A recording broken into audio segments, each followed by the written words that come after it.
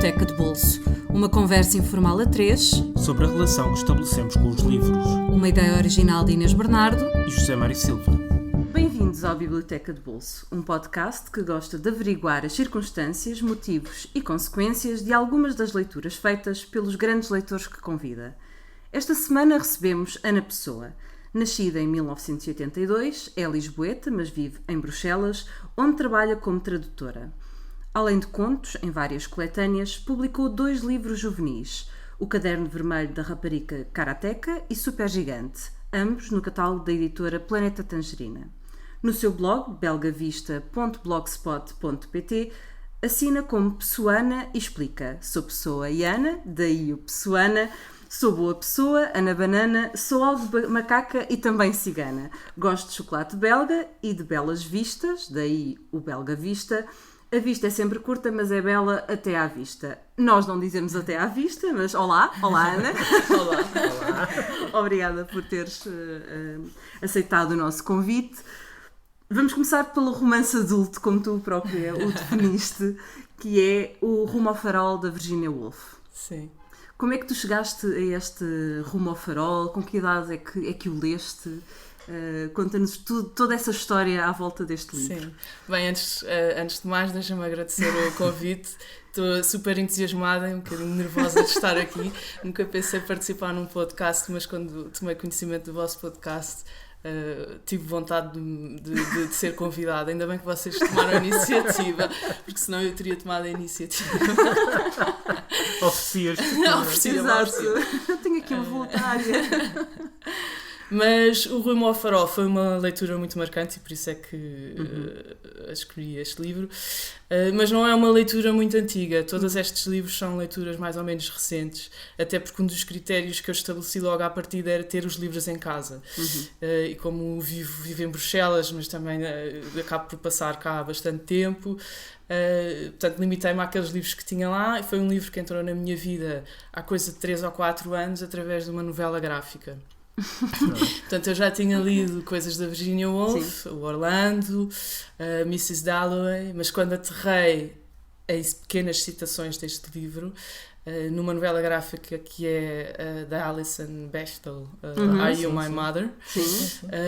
Não sei se está editada cá, provavelmente sim. Serás tu a minha mãe? Qualquer coisa assim. Está o outro, mãe. está o Fun Home. O Fun Home, sim. Está o primeiro. Sim. Esse ainda não está, mas por acaso Sim, nós lemos em inglês. É mesmo uma novela gráfica muito boa. Eu não a selecionei aqui para uma destas leituras porque não a tenho em casa, devo ter oferecido a alguém. Mas esse livro cita muitas obras literárias, entre elas, assim quase de forma exaustiva, o Rumo ao Farol.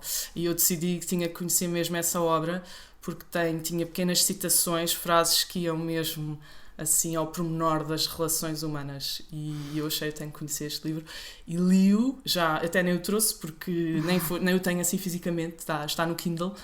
Li-o assim rapidamente e fiquei completamente apaixonada. Acho que foi a verdadeira descoberta da Virginia Woolf aconteceu nesse livro. Apesar de já teres lido outras coisas dela. Sim, mas caí neste livro. Há uma coisa muito especial neste livro, que é o facto de não se passarem muitas coisas. Não há propriamente, nem sequer há um passeio, como no caso da Mrs. Dalloway. É um livro muito, muito quieto. E normalmente as pessoas, se calhar já há pessoas a desligar este podcast, meu Deus, não se passa nada. Mas eu normalmente, quando as pessoas me dizem isso, que são livros onde não acontecem muitas coisas, eu fico logo interessada. Adoro. Porque tem que acontecer outras coisas. Tem que acontecer outras coisas, não é? No caso da Virginia na cabeça Woolf, das pessoas, nomeadamente. Não é? Exatamente. No caso da Virginia Woolf há este monólogo interior, não é? Que é sempre muito forte.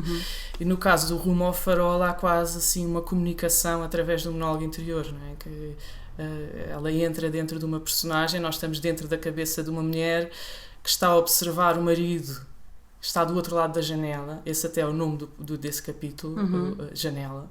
E a mulher está a observar o marido que está do outro lado. E de repente as questões que ela se coloca sobre o marido fazem com que nós, procurando a resposta, vamos aterrar na cabeça do marido e nem nos damos conta. Já atravessámos a janela, já estamos no exterior da casa, estamos dentro da cabeça do marido, já mudámos de voz e não sabemos como é que aquilo aconteceu. Isso é um dos sortilégios ou dos prodígios da literatura, não é? Esse transporte, essa capacidade de mudar o ponto de vista de repente, não é? Sim, mas que no caso de... Feito quase imperceptivelmente, isso é que é extraordinário. Mas no caso da Virginia Woolf acontece assim a meio de uma frase, não é? Vírgula, e já estás fora da janela. E é magnífico, não é? Porque há muita verdade na perspectiva, naquele ponto de vista das personagens, e depois há quase um encontro, uma verdade que é conjunta, é um encontro daquelas duas verdades, é a relação das pessoas, não é? A expectativa que a mulher tem em relação ao marido e o marido em relação a ela, esse encontro é a verdade das relações humanas, não é? Nós estamos aqui todos à procura desta ligação, e neste livro... É fantástico, é maravilhoso o que ela consegue fazer com as personagens.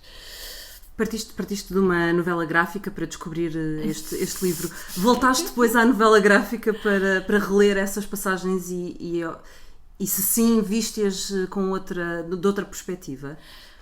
Voltei, mas mais porque quando ofereci essa novela gráfica a uma amiga, e ela é uma grande fã da Virginia Woolf, falámos sobre aquelas citações, mas mesmo agora que revoltei ao livro, eu consegui identificar as frases que ela foi escolhendo ao longo do livro. Sim. E porquê é que escolheu aquelas? Porquê é que escolheu aquelas? Porque ela, no fundo, projeta o livro também nas suas próprias relações familiares exatamente. E humanas, não é? Porque o Rumo ao Farol fala de uma casa de férias, que é também um espaço muito especial e que nos diz bastante, não é? Um espaço familiar da casa de férias, que é na Escócia. Não deixa de ser bastante atual, porque ir passar férias à Escócia, se calhar para o ano que vem já vai ser mais difícil para os ingleses, não é? Se calhar vão precisar de visto. Exato. Passaporte.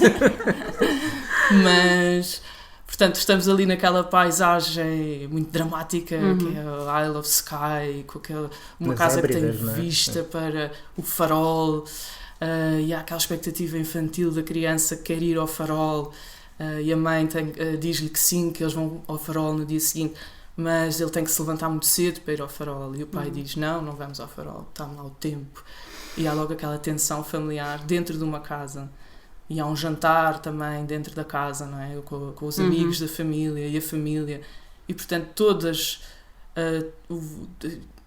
os pormenores do dia-a-dia acabam por ser aquilo exacerbado assim de uma forma quase lírica, que as coisas ganham um significado, a maneira como a sopa é servida, a maneira como as crianças estão a rir da mesa dos adultos e ninguém sabe muito bem porquê, a reação do marido porque as pessoas nunca mais acabam de comer, toda aquela dinâmica que acaba por ser justificada, porque tu entras naquelas personagens e percebes a motivação de todas elas e identificas-te com todas elas, apesar de serem todas muito diferentes, não é? Há um homem muito amargo que é amigo daquela família e a mulher que mantém sempre aquela posição social da graciosidade, e ela consegue gerir estas personagens todas à volta de uma mesa, e é mesmo uma leitura muito especial, é muito íntimo, é um espaço muito íntimo, mas pronto, e por causa disso é muito universal também, não é? Vamos passar para a tua segunda escolha, que é O Deus das Moscas, do William Golding. Que é a escolha juvenil. Embora, dentro dos livros juvenis, é um livro peculiar, porque tem uma visão muito negra da condição humana e do que é que pode acontecer quando os seres humanos estão confrontados com... não têm regras e, portanto, têm que criar as suas próprias regras e depois cumprem-nas ou não. Mas é uma conhecida história de um grupo de crianças inglesas que estão numa ilha deserta e que é um livro bastante, e foi muito controverso, e se calhar ainda é controverso, para alguém que escreve para crianças e sobre também o universo dos adolescentes e dos pré-adolescentes. O que é que te atraiu nesta história do William Golding? É que a história do William Golding, apesar de ser bastante trágica, a verdade é que esse universo juvenil, que é um universo que realmente me interessa muito, do qual eu gosto particularmente, aquilo acaba por ter bastante humor e ainda que, claro que é trágico porque as coisas vão evoluir de uma determinada... E corre mal, não é? Corre muito mal. A construção das personagens é fantástica porque eles são todos muito bem intencionados, eles querem... Na verdade, aquilo poderia ser o paraíso. Eles chegaram quase ao Jardim do Éden. É uma ilha que tem todas as condições para eles poderem viver ali, o que poderia não ser o caso, não é? Portanto, eles até não é uma ilha agreste, deserta, sem árvores, dentro sem desta água. desgraça até lhes aconteceu uma coisa muito boa. Mas essas boas intenções, ele explora aquilo de uma forma, ele nunca te diz estas crianças têm medo ou estão a sentir raiva. Ele explora aquilo através do diálogo, da forma como eles reagem às ordens, por exemplo, ou a estas regras que vão sendo inventadas, que nós temos assembleias e que tu falas quando tens, por exemplo, o búzio na mão. E há um sentido muito infantil da justiça. Porque é que tem de ser assim, não é? Exatamente, porque é que tem de ser assim e porque é que, se uns falam, porque é que mandas calar? Porque as crianças conseguem ser muito cruéis, não é? E se não estão contentes, vão-te mandar calar. E se não gostam de ti, vão dizer não gosto de ti, não quero ser teu amigo. E portanto, neste espaço em que eles estão isolados, em que podia correr tudo bem, porque eles são livres inicialmente, aquilo começa com um rapaz, depois daquilo se despenhar, está ali aos pulos e a fazer pinos, porque está contente, estamos livres, não temos adultos, é possível vivermos aqui, vamos ser felizes aqui. Mas cedo se apercebem de que esse não vai ser o caso. Porque eles têm que tomar muitas decisões. E porque é complicado vivermos em conjunto. Exato. Não é para cá que as sociedades são entidades muito complexas e muito precárias. Mas sendo um livro muito político e que tem ali, que segue uma estratégia para demonstrar um bocado o lado negro da natureza humana, as intenções destas crianças são todas boas. Sim. Mesmo que o assassino, aquele que quer matar os porcos e não sei o quê, ele está à procura ali de um poder, mas um poder que implica também partilha. Ele quer que aquelas pessoas participem numa refeição que é comer o porco. Portanto, há uma crueldade que começa por ser muito inocente. E uma pessoa assiste ali àquele crescimento daquelas crianças umas com as outras, e é como se estivéssemos na ilha com eles, a perceber as razões de todos eles, este sentido de justiça que é muito aguçado, mas ao mesmo tempo pouco sofisticado. É algo que também te interessa explorar quando escreves para este público juvenil? Isso não tenho bem a certeza, porque eu também não racionalizo muito o processo propriamente. Estou mais atrás das personagens, não quer dizer que isso não aconteça. Mas aqui tudo é demonstrado através do diálogo e isso sim interessa-me. Essa ferramenta que é brutal, que é o diálogo. Passamos de um livro onde não havia praticamente diálogo para outro, onde é. o que te interessa realmente é o diálogo. Exato, são escritores completamente diferentes, não é? Todo este cenário é diferente. Sim.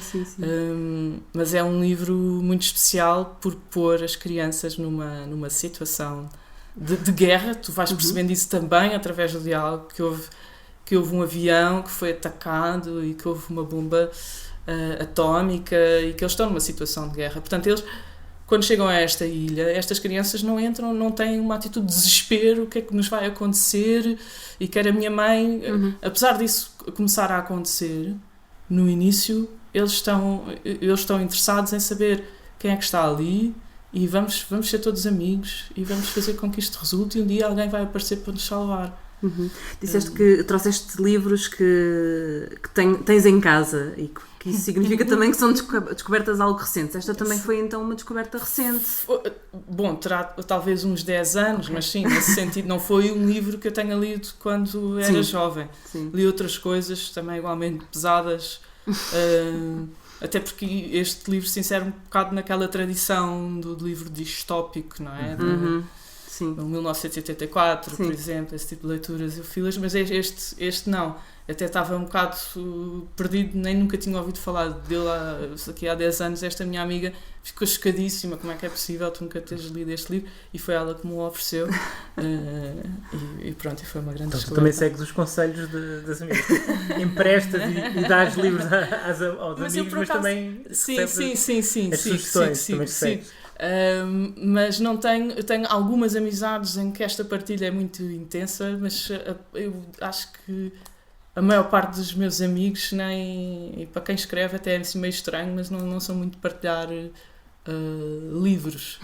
Eu ofereço livros, sim, mas acho que há amizades com quem isso acontece. Sim. mais esta amiga, definitivamente, é uma amiga búlgara. Fomos de uma vez de viagem a Bruxelas, eu ainda não vivia em Bruxelas, estávamos as duas na Alemanha, e quando chegámos a Bruxelas, a ideia, portanto, nós íamos lá numa visita de estudo, visitar o Parlamento Europeu, e depois a ideia era irmos para o centro, beber uma cerveja na Grand Place, e ela disse-me: epá, esse pessoal vai todo para a Grand Place, mas eu gostava mesmo era de ir a uma livraria que eu ouvi falar. Quer dizer, a livraria. Eu disse: fogo, então chegámos agora a Bruxelas, vamos meter-nos numa livraria. E eu, na verdade, queria beber uma cerveja com os outros à Grand Place. Mas pronto, ela fazia tanta questão e eu queria estar com ela, portanto fomos. E ela ofereceu-me este livro quando... Em inglês, portanto. Em inglês, sim. Sim. Portanto, antes de ir para Bruxelas, já tinhas este livro em Bruxelas. Exatamente. Passamos então para a tua última escolha, que foi uma novela gráfica, que no fundo até foi o guia para o primeiro livro, não é? Sim. Que é o Jornal da Julie Delporte. Exato. Que não está publicado em Portugal, portanto conta-nos tudo sobre não só este livro, mas também esta autora. Sim. Bom, eu escolhi esta novela gráfica, podia ter escolhido outras. A novela gráfica entrou na minha vida em Bruxelas, porque as livrarias... existem livrarias já especializadas na banda desenhada, na novela gráfica. E quando uma das pátrias da banda desenhada, a Bélgica, não é? Sim, uma da melhor banda desenhada que se fez desde sempre. Uma grande tradição e mesmo as livrarias que não são especializadas têm sempre secções muito fortes de novela gráfica e de banda desenhada. Portanto, era obrigatório que eu começasse a entrar, entrei devagarinho. E podia ter escolhido outra novela gráfica, e outras aliás, mas como me acontece oferecer as novelas gráficas, eu leio-as, são objetos muito bonitos, e depois tenho sempre a necessidade de partilhar com alguém e acabo sempre por oferecer as minhas novelas gráficas. Portanto, vê que é muito bom ser teu amigo. Livros, novelas gráficas, isto... És muito generosa. Não, gosto de partilhar, não tenho aquela coisa de ficar agarrado aos livros, o meu exemplar, tem que ser o meu exemplar. Não há tenho pessoas que assinam, têm logo a assinatura. Exato, e a data, pois, não. Quase como se fosse um ferrete para não perder, não é? Não é o teu caso. Não de todo, gosto mesmo de partilhar os livros. E aqui a novela gráfica, esta ficou lá em casa porque é um discurso muito íntimo e assim até muito dramático. Isto fala de uma separação, um casal que se separa e ela começa a fazer um diário gráfico. Começa a escrever todos os dias e a desenhar todos os dias. Se calhar é por isso que eu não ofereci isto a ninguém. Não que eu não conheça pessoas que se separem, pelo contrário, mas porque se calhar não é assim aquele tipo de leitura que queres dar às pessoas. Quando elas se separam, não é? Exato. Mas este livro chamou-me logo a atenção. Portanto, este livro não me foi oferecido por ninguém. Foi um livro que eu encontrei dentro de uma livraria. Entrei e disse: este livro deve ser bonito. E abri. Porque isto acontece com a novela gráfica. O desenho chama por nós. E eu abri o livro e percebi logo que estava ali perante um discurso muito íntimo e quase assim imediato. Isto parecem quase esboços, não é? É difícil falar de uma novela gráfica num podcast. Sem mostrar, não é? Logo para as páginas. Mas a ideia, e penso que a ideia dela terá sido trabalhar com um conjunto de lápis de cor muito básico, não é? Cores primárias e pouco mais. E foi fazendo estes desenhos quase, parece ser uma coisa muito espontânea. E chama-me a atenção porque a própria caligrafia é uma coisa quase nostálgica que vai à procura da infância. Este tipo de letra, não é? E estes letra da primeira classe. Exato. Sim. E depois tem fita cola, parece que tem aqui estas, não é? Páginas coladas em cima de páginas com fita cola, e isto é assim um scrapbook bonito sobre a vida de alguém que está a passar por um momento muito difícil. E ela vai dizendo que está a pintar cada vez mais. Portanto, eles já não estão juntos. E ela diz: eu tenho escrito e desenhado todos os dias desde que tu foste embora. E ela vai encontrando esta voz cada vez mais e vai se encontrando também como autora cada vez mais. É, assim, é o primeiro livro dela, salvo erro, não é? Eu penso que sim, ela fazia mais o fanzine, não é? Sim. E este terá sido o primeiro livro. É uma autora jovem. Sim, é também, sim, ela nasceu em 83, portanto, exato. Sim.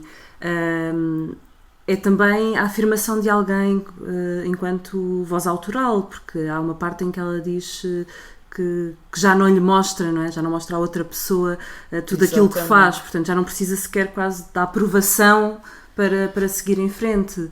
É um processo muito pessoal, muito íntimo. Sim, até parece, eu acho que ela foi publicando isto num blog, mas isto até parece uma coisa... Parece um projeto muito sozinho, nem sei explicar isto muito bem, mas parece que é uma coisa feita só para ela. Isto diz-me particularmente porque é como se estivéssemos a assistir à mão dela a fazer isto, não é? Um livro, por melhor que seja, não é? A Virginia Woolf, nós mergulhamos ali dentro e é muito difícil sair, mas não é a mão da Virginia Woolf. Aqui eu acho que isto tem este poder de nos levar para dentro. Não há um filtro qualquer na Virginia Woolf. Aqui não, é mesmo matéria... É este processo criativo, parece que estamos a assistir a isso. É como se abrisses a gaveta, não é? Aquela coisa que dizemos de escrever para a gaveta. É como se abrisses a gaveta e fosses ver tudo que é cru. Vasculhar, sim. Exatamente. E eu, como escrevo muito à mão e tenho quase uma relação... É assim uma coisa meio obsessiva, porque até acabo por escrever frases que são sempre iguais. Às vezes estou a escrever a mesma frase, parece que estou de castigo. Mas aquilo funciona, a ver na página, aquilo funciona. Há ali qualquer coisa que eu, mais uma vez, também não racionalizo muito, é só uma coisa que acontece, mas que eu gosto de ver a folha de papel, não é? A tinta. A materialidade da escrita mesmo, não é? Que é completamente diferente quando acontece em frente a um computador.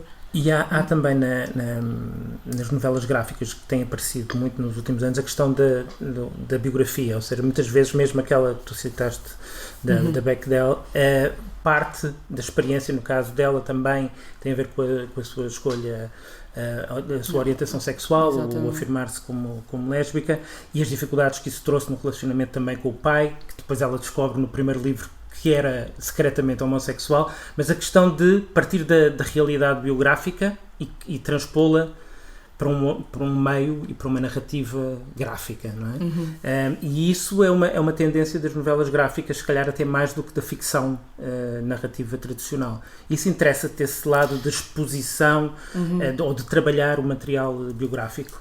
Eu nunca tinha pensado nesses termos, até porque acho que a biografia fará sempre parte de, não é?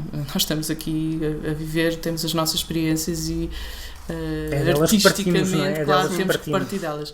Mas nunca tinha pensado nisso, mas acho que na novela gráfica o que acontece muito é mais os anos de formação, aqueles anos...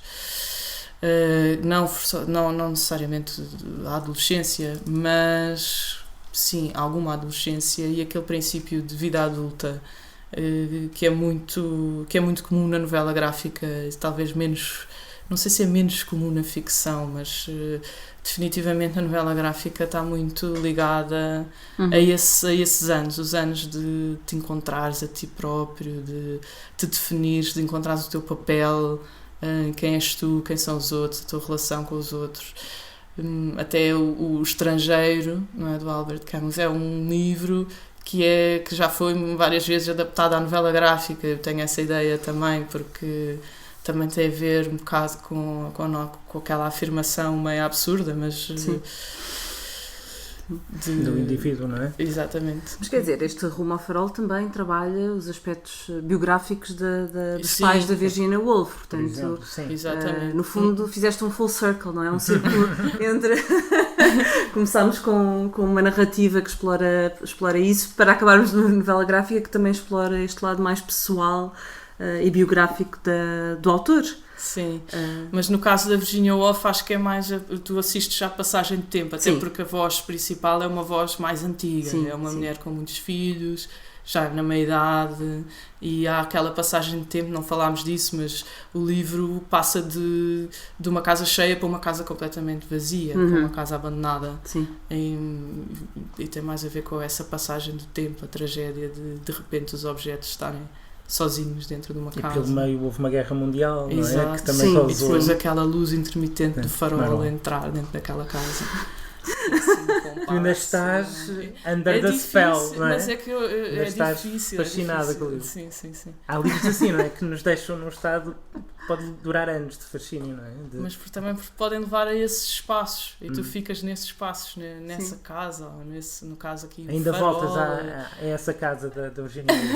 Sim, eu sinto que sim, foi de facto uma leitura marcante. E tu que ofereces muitas novelas gráficas quando tens estes romances também que são muito impactantes e que ficam connosco, também tens esse impulso de oferecer ou esses são mais para ti? A Virginia Woolf é quase... Eu, por um lado, sinto um grande consolo por as pessoas lerem muito Virginia Woolf e toda a gente gosta da Virginia Woolf. E eu sinto um grande consolo porque sinto menos sozinha. Se isto me diz a mim e diz a toda a gente, nós não estamos sozinhos nisto, isto é mesmo assim. Mas... Por outro lado, sinto que é assim uma descoberta minha e não tenho necessidade nenhuma de partilhar a Virginia Woolf. Eu acho que nunca ofereci um livro da Virginia Woolf, é assim, meio estranho. E acontece o mesmo com a Marguerite Duras. Eu não trouxe Marguerite Duras porque seria a 4ª vez que falaria o pai. Não, foi a terceira, sim, talvez. É a terceira. Sim, mas que também é uma voz que me diz imenso e que eu por alguma razão não tenho muita necessidade de partilhar assim... Não sei. É uma coisa tua, não é? Também não ofereço livros meus, não é? É meio esquisito oferecer um livro meu. Mas devias porque são muito bons. Pronto, oferecemos nós. Para quem quiser oferecer e não tiver os pruridos da Ana, o Rumo ao Farol da Virginia Woolf está disponível numa edição da Relógio d'Água, com tradução de Mário Cláudio por cerca de 18€. Para quem quiser uma versão mais pequena, numa edição de bolso das publicações Europa Américas, também está disponível por cerca de 7€. O Deus das Moscas, de William Golding, está disponível pela editora Vega e na Dom Quixote. Também em edição de bolso pela Bis. Os preços oscilam entre os 7 e os 16€. E o Jornal, de Julie Delporte, não está disponível em português. Lançamos já aqui o repto às editoras portuguesas, se estiverem interessadas, mas podem encontrá-lo em várias lojas online. Nós, aqui no Biblioteca de Bolso, preferimos o Book Depository, porque não tem portos de envio para nenhum sítio do mundo, para os nossos ouvintes que nos estão a ouvir fora de Portugal. O livro está lá disponível por cerca de 18€. Antes de nos despedirmos, queremos aproveitar a presença da Ana, que vive em Bruxelas, para enviarmos um olá muito especial a quem nos ouve a partir de lá, e são alguns ouvintes, bastante substancial. Gostaríamos de receber mensagens vossas, não sejam tímidos, e o mesmo serve para todos aqueles que nos seguem dentro e fora de Portugal. Digam-nos de onde nos estão a ouvir, gostaríamos de ter notícias vossas. E nunca é demais lembrar que o Biblioteca de Bolso está disponível através do iTunes, do SoundCloud e por subscrição RSS. Sigam-nos na nossa página de Facebook, em facebook.com/Biblioteca de Bolso. Obrigada, Ana, por teres vindo. Obrigada, foi muito obrigado. E até para a semana. Até para a semana.